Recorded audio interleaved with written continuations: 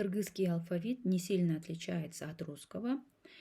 Основан также на кириллице, только в нашем алфавите есть 3 дополнительные буквы. Эти буквы ы, А вот и примеры, где буква и используются в начале слова. Үлүль – улитка, урдек – утка. А вот с буквой «н» в начале нет ни одного слова. Буква «н» встречается в середине или в конце слова. Примеры, где эти буквы встречаются в конце или в середине слова. Гуль – река, чан – пыль, гуль – цветок.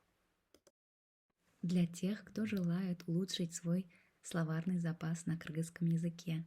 Түү – верблюд, түлкү – лиса, домус – кабан, өчүргүч – ластик, резина, гүн – солнце, гурум – коричневый цвет. Еще хочется рассказать про остальные буквы алфавита.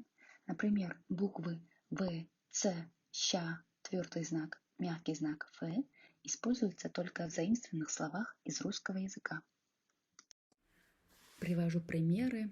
Слова велосипед, циркуль, щетка, подъезд, альбом, фонарик на кыргызский язык не переводятся, но к ним можно добавлять окончания, как видно в моих примерах.